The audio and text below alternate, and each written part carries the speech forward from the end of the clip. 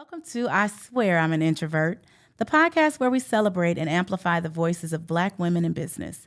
Here we dive deep into the real stories, from childhood dreams to entrepreneurial success, while tackling the conversations we don't have often enough about mental health, resilience, and representation. Our mission is to empower women, inspire little brown girls, and show the world that our stories matter, our voices are powerful, and our success is limitless. I am your host, Lindsey T. Evans, your Savvy SheEO. This podcast is being recorded in our recording studio at Liberty Point Consulting and Liberty Point Realty in Orland Park, Illinois. This podcast is being filmed and produced by Brian Evans, owner of Flawless Focus Digital Media. This episode is being sponsored by Precious Memories Preserved, where we convert VHS taped memories that the whole family can enjoy today. Let's welcome today's guest, Nikeva Lawrence, the owner and lead planner of SouthWind Events. She's an electrical engineer turned wedding planner. Y'all, I can't wait to hear this story. Hey, Nikeva. Hey, girl. How you doing today? I'm good. How are you? I'm good. I'm so honored to have you here talking with me today. I'm excited. I told Nikeva that I try to behave, but I tend to cut up. And she said, just go ahead and cut up. We're going to cut up the whole time. Here we are. Yep. Yep. What is one word you use to describe yourself right now? Oh, you jumping in, aren't you? Well, it's okay. It could be surface. It could be deep. It could be... Oh, man. One complex. Mm-hmm. Yes. I think we all can relate to that. Ooh, that's good. Tell us about your childhood and what was life like growing up for you? I grew up in Washington, D.C. Oh. So I'm not from Chicago at all. I am the youngest of 3 children. My next closest sibling is 9.5 years older than me. Above that is 12 years. So I essentially grew up an only child. Yes, you did. Pretty much. Yes, you did. I was, for the majority of my life, I was raised by my single mom. And I was sheltered. So I wasn't going over a friend's house and spending the night. They were coming to my house and spending the night. That part. Right. I wasn't out in the streets. I never was, I never used drugs. I never drank excessively. I lived a very sheltered life. I left D.C. To go to college. Okay. I went to Florida A&M University in Tallahassee. Go Rattlers. And I got my degree in electrical engineering. When I graduated, I was like, okay, I'm not going back home. I'm not going to go to Atlanta because my brother lives in Atlanta, and we probably would have killed each other, after about 6 months at that point. Mm-hmm. And so I was like, where am I going to go? And literally, when we got back home after our family vacation, after my graduation, there was a FedEx envelope sitting on the doorstep, and it was a job offer. That was 100% travel. And so for almost 2 years, about 2 years, I lived out of my suitcase and I traveled for a locomotive manufacturer. Oh, that's amazing. I was inspecting and repairing locomotives. What? Yeah. I was a 22-something-year-old going from railroad to railroad, inspecting and repairing locomotives. That's amazing. This little black girl. This is great. I'm like, wait, you did what? Yeah, this little black girl going to these random rail shops in the middle of nowhere. Typically. With all these older white men. Yeah. And they're sitting there looking at me like, what you doing here? Uh-huh. What qualifies you to, literal conversation, what qualifies you to be here? Why you here? I'm here to fix the locomotive out there that you couldn't. Oh.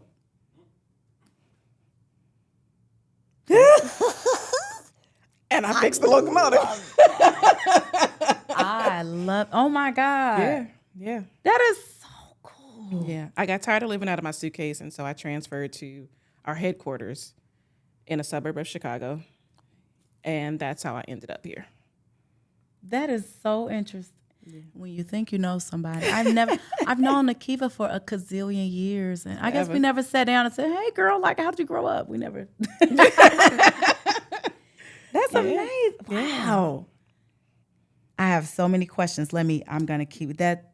It's just sparking so many questions. Go with it. Let's go. What kind of experience? Wow. And I can only imagine. Oh, my God. So this is interesting. Were you always entrepreneurial, or was this something you just grew into or got tossed into or you fell into? I fell into it. There was nothing in me that was entrepreneurial at all. And then electrical engineering seems like it's one side of the brain. It is. On the complete opposite of the side of the brain that does event planning. It is. How? Kind of. Mm-hmm. How on earth? So when I settled here in Chicago at our headquarters, I found my niche in project management. And so I was managing resources and timelines and a little bit of budget. And that's what I enjoyed. Like, I was okay working 14, 16 hours in the office. I know that's absurd. I know. But it was doing things that I loved, right? Process management and then project management. And so when I fell into, literally, because I'm like, I'm waiting on this one. Fell into wedding planning, I struggled. And I was like, God, what do these things have in common? Like, it's totally opposite. And what he showed me was that the same skills that I was using for project management at work are the skills that I have to use for planning, which is a project. A wedding is a project. Yeah. Planning all of my weddings for my clients. And I was like, oh, that makes sense. But then I also get to use the opposite side of my brain with the creative side. Yeah. But what I have learned in my process is, and I've always known this, but trying to almost educate the community, is that there's a difference between a wedding planner and a wedding designer. Okay. Yes, right? I can see that. A wedding designer is the heart of what makes everything beautiful. Yes. Right? They're the colors and the prints and the flowers and all the things, right? The planner manages the logistics, keeping things flowing in order, making sure that, there's a logical step to all the things that helps your day run smoothly. This is where my heart is, over on this side. Mm-hmm, mm-hmm. Can I do this? The designer part? Absolutely. But is it my passion? No. Not so much. I can do it. I'm capable. I can create beautiful weddings. But this logistical side gets me excited. Give me a complex situation and complex family dynamics. Oh, I'm excited. Oh, you'll take those too? Yes. You hear that? Well, hold on. Slow. I'm like, you hear that? Well, they say weddings and funerals are really what brings out all the colors and all the people. All of them, yes. So you solely focus on weddings then? Or do you do other events as well? I do other events as well. Okay. But my heart is weddings. It is. Yeah. I love to see people come together as one in the blending of families. There's something special, especially when you know it's a marriage that's meant to be together. Now, there are weddings that we do because you're paying me, and I know y'all not going to last more than 3 or 5, 4, this is 3, 4, 5 years. This is a job. Right? Yep. But yes, you're paying me to do a job, and I'm going to create whatever you need me to create. But I love the process of seeing couples come together as one, knowing that there's purpose to their union. I got it. I understand. Wow. But the patience, I'm thinking like, the patience you have to. Yes. So, because now I'm curious. When we say I fell into, what happened? So, for y'all that don't know, Lindsey and I went to the same church. Yeah, we did. Okay. That's how we met. A million years ago. And so at the church, I was in the choir. And the choir had a committee of like social events, right? Fair. So we would plan the Christmas parties and the birthday celebrations. And somehow I always ended up on those committees and eventually ended up like as the lead. And then at a point, our pastor wanted to do a singles conference for the city. Mm. I was over the singles ministry at the time. Million years ago, yes. Uh-huh. And I ended up chairing that conference. Oh. It was incredible, right? And so with that, someone who was at the church, whose husband had passed away previously, so she was a widow, and she was getting remarried. And she said, Nikeva, I met this man. We're going to get married. Can you plan my wedding? And I was like, I guess so. I don't know. But I did it. And I loved every bit of it. Wow. Every bit of it. Now, what I also learned in the process, she didn't have a whole lot of money. So I called myself trying to be a florist. Makes a difference. I'm not a florist, okay? Mm-mm. You learned. I learned that real quick. Not my gift. But planning that wedding, wow. Loved every bit of it. And since then, it just became, how do I find my place in this? That doesn't make, I talk to a lot of entrepreneurs, and we kind of, especially when we land, we're like, well, what got us here? Because we started somewhere way over here, and then we ended up here. Yeah. There's a movie I watched on Netflix called Look Both Ways. Okay. And it kind of traveled through, it was a couple, and they had a choice of making this decision or this decision. Mm-hmm. And the movie took us through the path of both decisions. Yeah. It was so encouraging to me because when they ended up at the same place. So the journey was a little different, but they still met some of the same people, like in different way. It was incredible. It gave me peace, because I don't know if you've ever gotten to this place in life where you're like, where am I supposed to be? Yes. Am I doing what I'm supposed to be doing? Is it? And that movie calmed me down to say, hey, wherever you end up is absolutely where you're supposed to be. And so when we find ourselves tossed into entrepreneurship, it's like, oh, so this is what it was supposed to be all along. Oh, that's interesting. Yeah. I would never guess that. And what's wild is for those first, I don't know, maybe 10 years, 10 years, I was just doing it as a hobbyist, right? And in 2015, my mom was diagnosed with Alzheimer's. Mm-hmm. And so it was a whole God move. But anyway, by that point, I was able to spend 2 weeks in Chicago and 2 weeks in Maryland to take care of my mother, right? And so I was in Maryland at the time, taking care of my mother, random Tuesday, and I was sitting at the desk, and I heard God say, I wasn't thinking about wedding planning at all, right? Nothing was going on, but I heard God say, you do this, and you do it well, so let's go.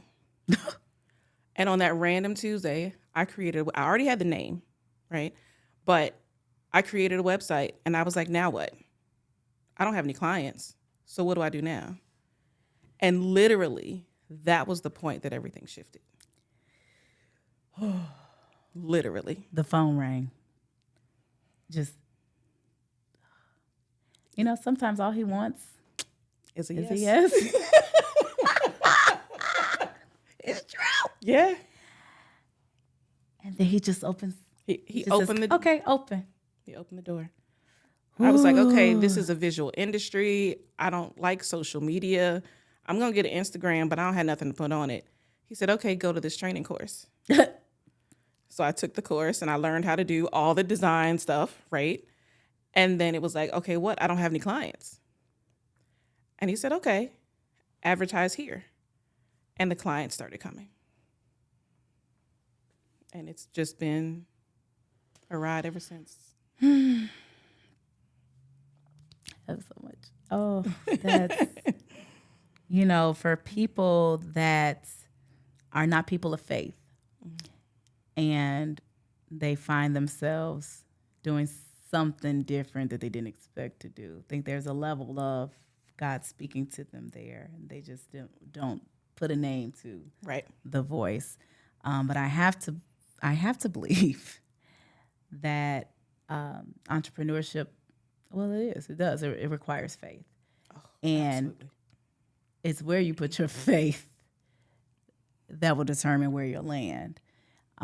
But for what I love about, this podcast and the people that I get to sit down and talk with, is so similar. Like everybody is like, no, God, I could not have done this without God, and let me tell you why. And this is what He did. This is what He said. And He's not typical. He does it in the way that the person needs it to be done. Yes.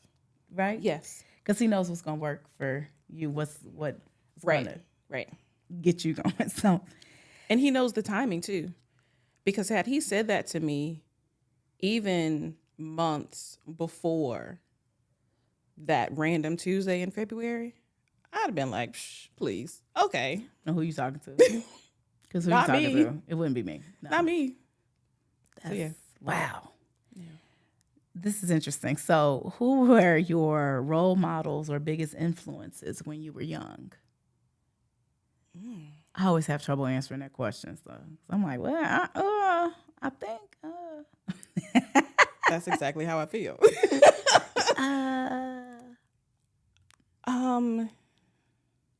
So I think it was one of my mother's friend's daughters, right?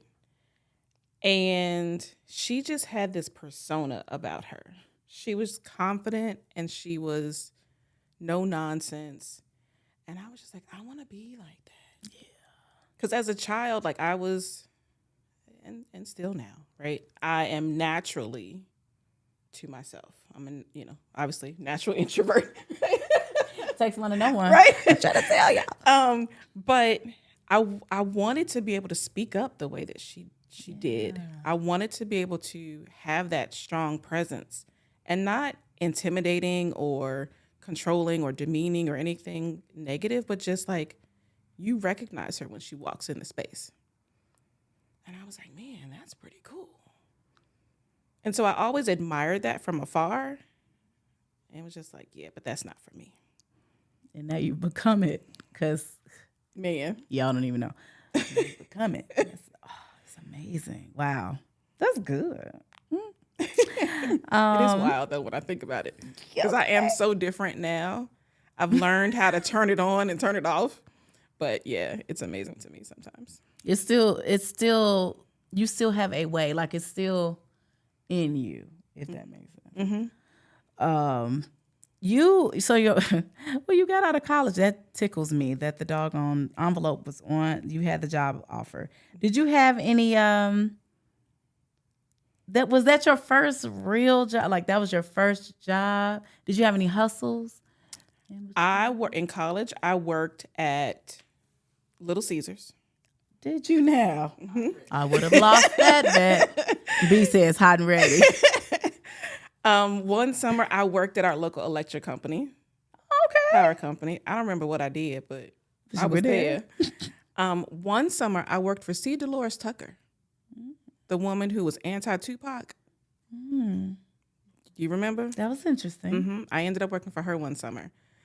Yeah, it was interesting. Good, yeah. An experience. It was. Say. Yes, yes. She was everything that you saw in the public image. This is what it was. Yes. What you see is what you get. But yeah, those were sort of my little summer gigs. That's funny. It's my family refers to me as a Jamaican. They say I've always held, in totally different industries. Just you can find me doing anything, and I'm like, oh, this is great. I love it. But somehow they all just kind of work together. They do to get you to yes, because I had to start coming out of my shell with C. Dolores. I bet you did. And so and then customer service with Little Caesars. Pepco, I don't really know what that was. It just filled the blanks, but yeah, sometimes you just gotta have But yeah, like it all worked together and it all fed this. That is so funny. So in the early years when you were like, okay, I am officially now a business. Mm-hmm. Was it exciting? Was it scary? Can you kind of walk us through what that was like in the beginning years? 100% the scariest thing ever. Now, I'm in a unique situation because I do still have my full-time 9-to-5 job. So I didn't have the pressure of, and still don't have the pressure of, this has to pay my salary and has to feed me, right? Mm-hmm. So scary, yes, but without the normal pressure that other people have to endure. Yeah. I acknowledge that. You have a security blanket. I do, yes, I do. But the process of wanting to operate in integrity and do things legally, because many of my counterparts... Did you catch that? Legally? Legally. Okay. Just saying. Because many of my counterparts are, still doing stuff sort of under the table and taking payment methods that aren't quite legal for your business. Yeah. Right? They aren't actually registered with the state, and right. They aren't paying people who should be employees as employees. Yeah. Okay? Yes. Right? And so it's scary. And it's been a process that I've had to learn how to navigate. Because as much as I've asked God for a mentor, he's been like, I got you. Yeah. And so I've been walking through this process blind, right? And having to learn things as I go along. Mm-hmm. And wanting to do them right so that as I scale and as I grow, I'm not hitting roadblocks that are prohibiting me from moving forward. Yep. Right? And so it's been scary, it's been frustrating. It's been hard. And that is the truth. And what I try to tell our entrepreneurs, like, hey, we don't sugarcoat it here. Like, we want people to know, like, entrepreneurship is ghetto. And there are days where we quit. I quit multiple times a week. I get up, I'm like, yeah, I don't want to do it no more. And then I get up the next day, like, okay, so what are we doing today? That's about right. Who will we serve today? Yeah, I had one of those days this week. Mm-hmm. Yeah, it happens, right? But it's something, it's just in us. Yeah, it's our purpose. We got to keep going. Mm-hmm. And it's not about us. No. It's about the people that we're serving. Yeah. Which sometimes, they themselves, we wish we could sort of throw off a cliff somewhere. Just saying. Respectfully. Yes. Have you had a moment where you almost gave up? And what kept you going? Like a tangible one that you like, yeah, I remember. I almost gave up. I had a bride who I felt like I was bending over backwards for. Yeah. And did everything that I could possibly do for her. Nothing satisfied her. Yeah. Nothing made her happy.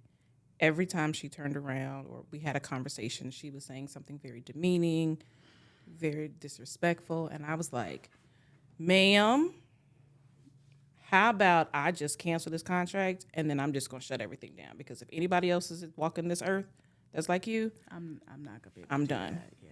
And so I think that was the one. Yeah. It's the hardest part for me is people who think that we are their servants. Yeah. And think that we aren't human and have our own feelings and have our own emotions and have our own lives. Yeah. Outside of this. Yes. Right? Yes. Like, no, I'm not responding to your text message at 11:30 at night. Yeah. I got to set boundaries. And I didn't at first. Of course not. I didn't. You learn boundaries. You don't just come in with boundaries. Ooh. You learn boundaries. You learn them the hard way. Absolutely. That's the only way they stick. There's no way you can. And being a reformed people pleaser, right?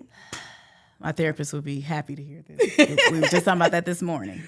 Being a reformed people pleaser, I had to be okay with saying, I can't. No is a complete sentence. Period. And if it's not going to make or break your day, for me to not respond right now, I'll get to you tomorrow. Mm-hmm. And it's okay. And I had to learn to be okay with that.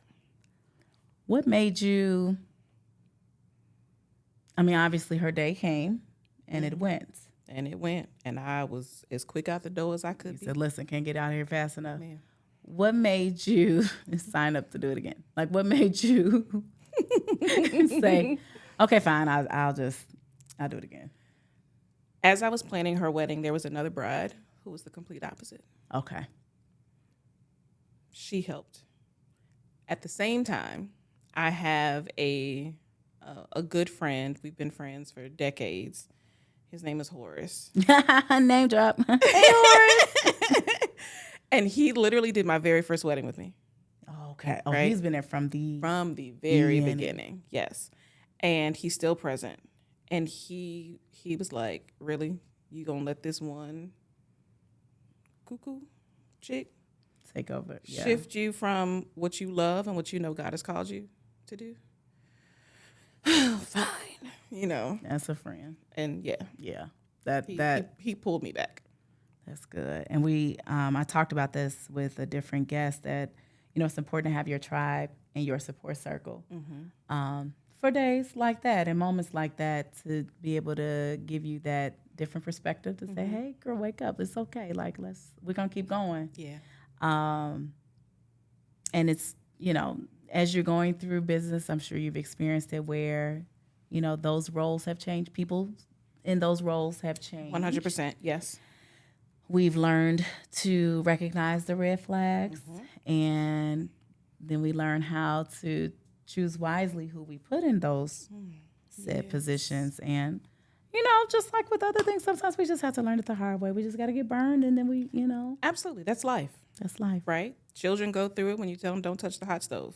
But I have to know. What are you saying? Why can't I do this? Exactly. What does hot really mean? Oh, that's what it means. That's what it okay, means. got you. Got it. And won't do it again. And won't you do see it how that works? Yeah. Ooh, yes. It's been a journey. So interesting because a journey is what it is. Entrepreneurship is a journey. And I commend you because you have to, as an entrepreneur and still having a full-time, like, who does it? I don't know. You're the only one I know. So you have a different perspective that you could offer us. But I think in the same vein, the entrepreneurship, it does not matter. It still it comes with its own set of challenges. And so we know that entrepreneurship can be overwhelming. How has mental health played a role in your journey? Oh, see what had happened. We were going out there. Yeah. I am not a stranger to the battle with anxiety and depression. Same. And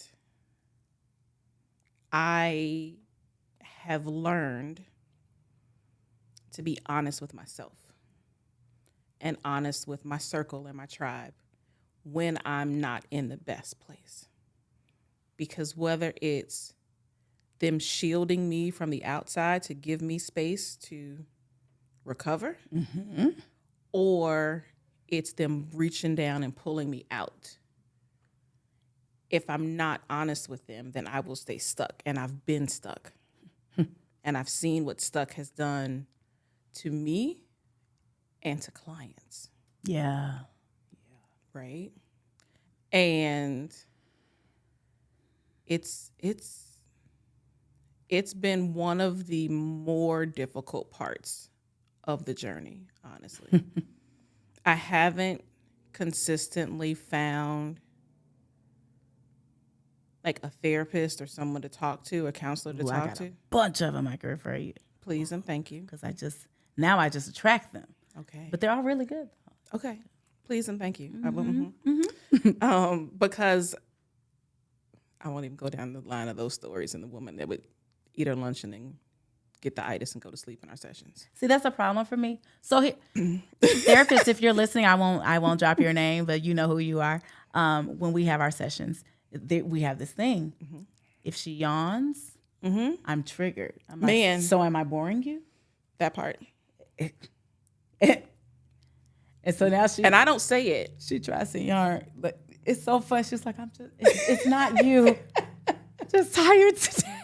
I'm like, you need to get that together because now I'm like, Yeah. Is this unimportant to you? Yeah. So going to sleep, I would have lost it. Yeah. And at that point, I didn't have the voice to say anything. Of course so not. I just shut down. Yep. And I just stopped going. Like, we had an appointment scheduled. I was like, I'm not going to make it. And I never rescheduled. Yeah. Yeah. Right. So I don't blame you. yeah. I don't blame you. Yeah. And so I haven't, I won't go down my therapist stories. It's a crazy ride. But I just have had varying experiences where I didn't feel fully safe in the space You weren't. for me. You weren't. And you weren't supported. Yeah. And you want to know how I found my therapist? I was battling depression and anxiety. And so I was diagnosed by my regular primary physician. Okay. And so he put me on some medication to kind of just get me regulated. And so I have reached a point where I needed more support. So my husband says, okay, well, let's find one. So he's on the phone and he was looking. I think he put in a criteria. It had to be a Black woman or something. Okay. I think that was the criteria he put. And so we're looking and I saw her picture. I said, oh, she's cute. All right, I'll call and make an appointment. And that Love it. is how I met her. And so since then she has, she started her own practice. She had just moved up back here from Alabama, and I was her first client here. So now she has her own practice, and I refer a lot of people there just because I know. And so now she's graduated me and kind of kicked me to the curb, and now I got another therapist whose nerves I get on now. So, it's fine. But I said that to say that people have their own way of finding, and so unfortunately, you have the same experience that a lot of people have when they're trying to kind of sift through, and they do not hit the lotto with these people. And it gets discouraging. You say, you know what? I'm good. I do it myself. Thank you so much. Pretty much. Thank you for sharing that. And yes, I got people, no worries. And I always tell people, and for you, if you are at the place where you're like, hey, I need some additional support, not to say shop around, but your therapist is going to be a part of your support circle, and you want to and need to be able to feel safer with that person. And so that's the only way you're going to actually open up and actually get the assistance. And so if it doesn't feel right, move on. It's okay. They big girls and boys. They'll, and they're not all created equal. Everybody is not in it for the right reasons. I've met them too. So I'm just saying, just be encouraged. And it may be a journey to finding that person, but you will. And it'll change your life. Yeah. And remember that change theirs. Or that. Because my poor therapist. And I think it's important to remember too that you're worth the journey. You're worth the journey. You deserve to go on the journey to find the right person. Now I'm saying that to myself. You got this. Right. But yes. And then I love the ones that are like, okay, so what are you looking for? And they can kind of say, oh, this person will be perfect for you. That's always helpful too. You kind of got to, kind of girlfriends. Tell me who I should. Fair. Yeah. And then like my poor therapist, once we finally got into it, I said, oh, now I see why she put us together. Love you. She gonna be laughing, y'all. I'm telling you. What's one challenge you faced that taught you the most about yourself? Being a wedding planner.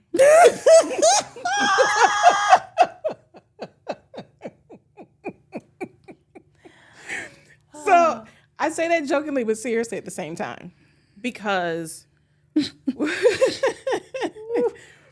one of the things that I hear consistently from vendors and clients alike is that when chaos happens, you handle that so well. I've seen it. You do.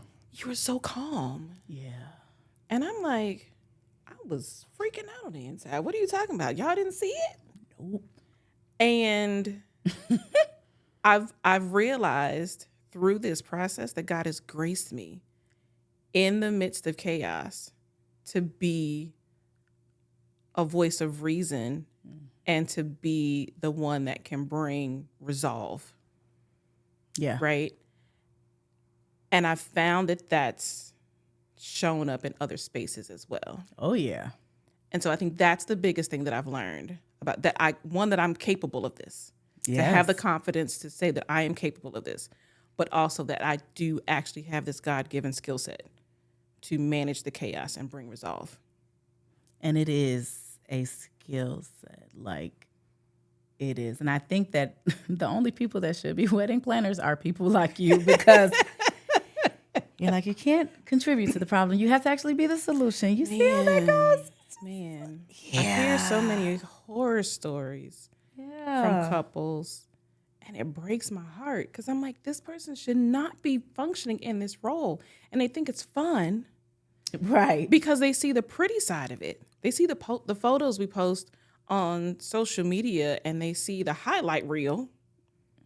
But you didn't see me just last Saturday realizing that the bus was at one hotel and my guests were at another, and they should have been picked up 30 minutes ago. Absolutely. Right? And because they aren't here yet, my ceremony is now delayed. And my bride is wondering what's happening while we're running late. You don't see that. Right? All while still being able to resolve this and manage the other problems that are also happening. I don't understand how y'all do it. Like, it's one of my favorite movies is The Wedding Planner. Yep. And I just feel like I just live vicariously through her in the movie, because I'm like, I don't know how but it's you're steps ahead. You're thinking of all the things that could possibly go left. You're like, don't worry, I prepare for this. I plan for this. Yeah, you have to. You have to know your clients. You have to know their families and the dynamic to be able to anticipate, hey, this aunt is going to be a problem. Yeah. Because she likes to be the center of attention. Oh, yeah. Right? You have to know that your bride functions at a very high level of anxiety. So you have to either, depending on the person, over-communicate to keep her calm, or hide everything from her to keep her calm. Yeah. Right? But you got to know your people in order to manage that. Man, you have a special role. That's amazing. This is good. How do you take care of yourself now while running your business?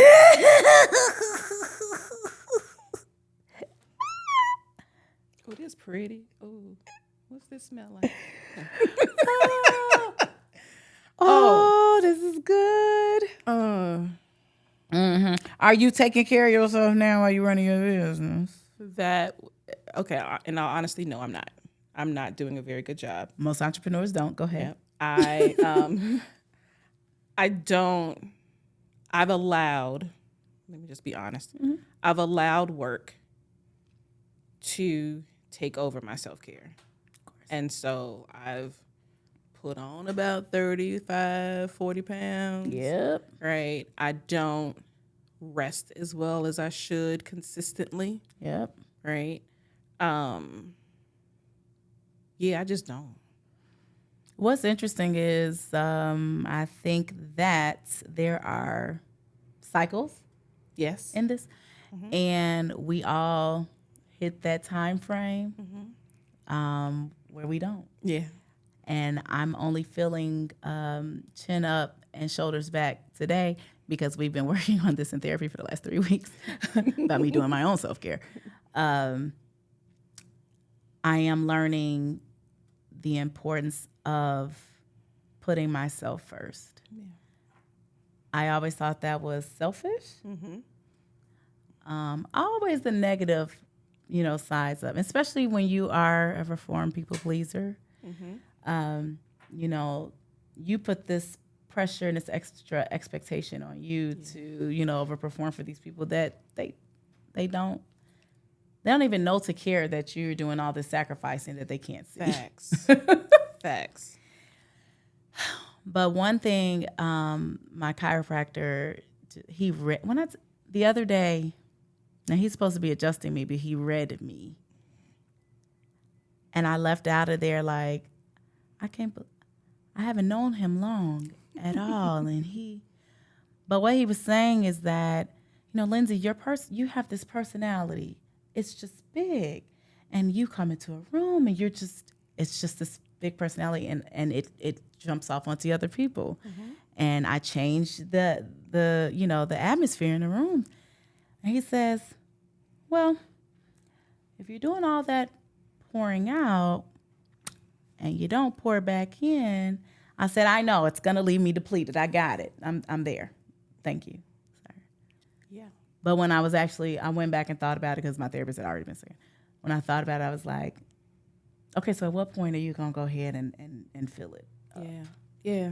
Because, you know what depletion will lead to, mm-hmm.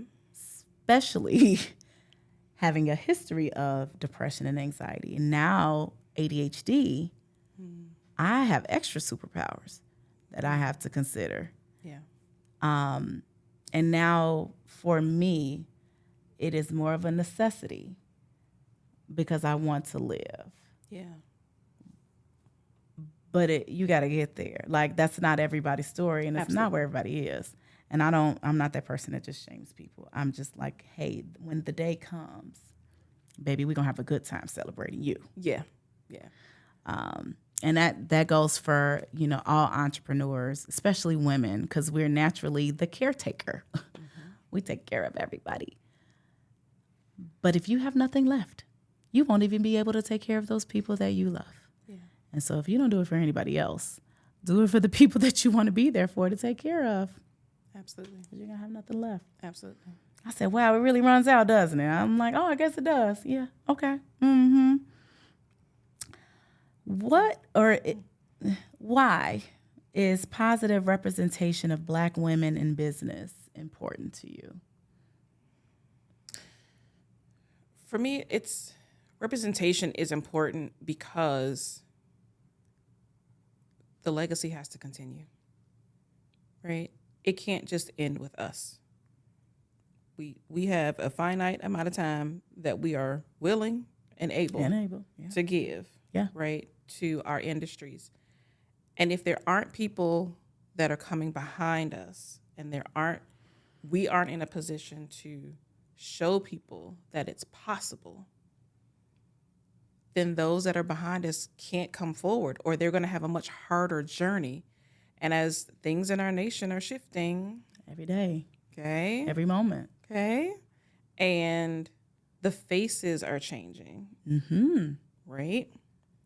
It's important for my niece, my great niece, to see me functioning and thriving so that they can say, oh, if Aunt Kiva did it, I can do it too. I can do it too. Right? Mm-hmm. If she did it, so can I. Right? And they don't have to know me. I don't have to be Aunt Kiva to them. But just to see me setting the standard and raising the bar of excellence and raising the standard of expectation in this industry amongst vendors and clients alike. Right. Right? See me doing it and then excel far past where I am. Right. Right? Don't just hit my plateau or hit where I am. Go above me. Mm-hmm. Right? Because you've got my experience and your knowledge. Right. And your youth and your vigor and all that you have. You can go even further. Yeah. But I have to be seen. We have to be seen. All of us have to be visible to those other young ladies to also help balance the video vixen. Hello? The perfection of influencers, right? Like, we're battling so much. I was at a restaurant just last night, and these two girls were sitting across the table from each other. And I promise the first 30 minutes they were at that table, they were taking photos of themselves. Oh, good Lord. Back and forth. And I asked my niece, I was like, is this normal for your age? Like, what is happening? Like, they didn't order food. They just taking pictures. Literally, like full camera, full flash, all the things, right? And them taking all of these photos was just for the purpose of getting one good shot. Trying to be perfect for social media.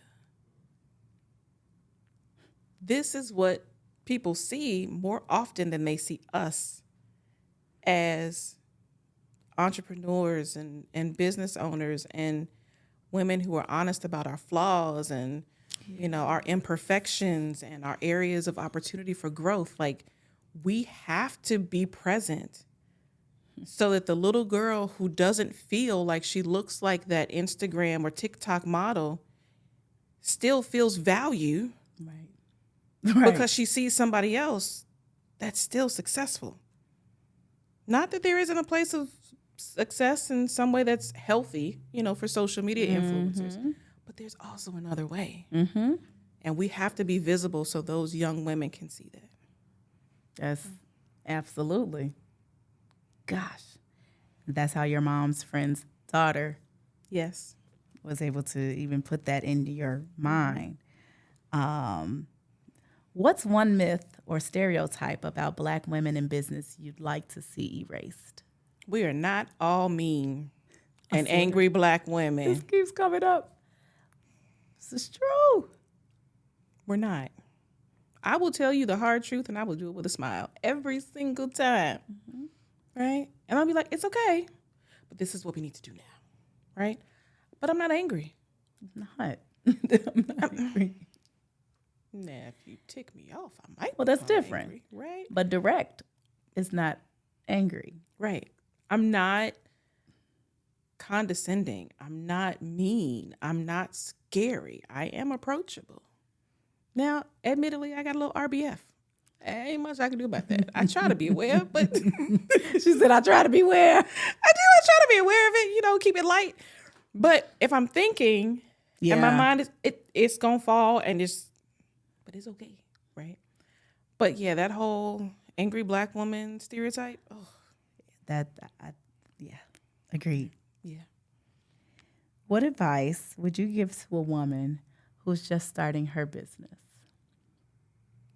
Trust yourself. Trust yourself. Trust your instinct.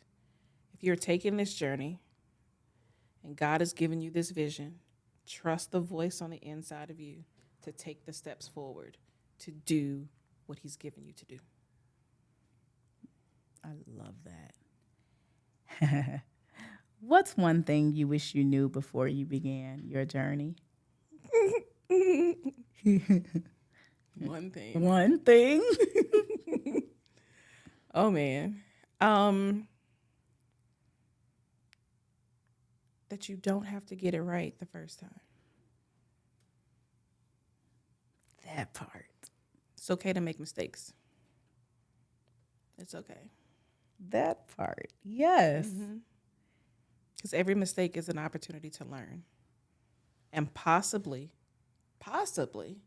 fall into something that differentiates you from your competitors. Love that.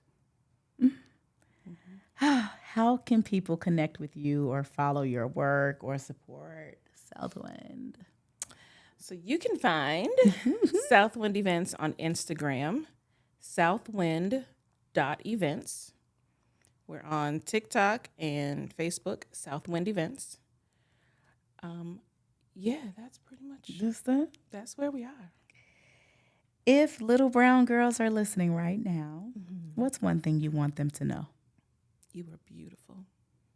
You are gifted. You are talented. You are amazing just the way you are. Don't let a single soul tell you there's anything wrong with your hair color, your skin color, your body shape, your body size. You are good enough just as you are. You don't have to change your nose. You don't have to add any hair.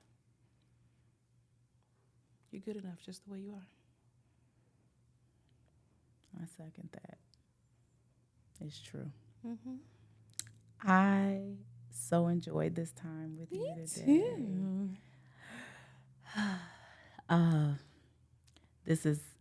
I love doing this. I get to learn from so many different people with so many different, backgrounds, and but we all at the core still the same. Still the same. We're still women with the same struggles Just in different forms. Just in different forms. Yeah. Or I was just there. Yes. And now I'm just on the next block, but I'm waiting for you. Exactly. Thank you guys so much for tuning in today.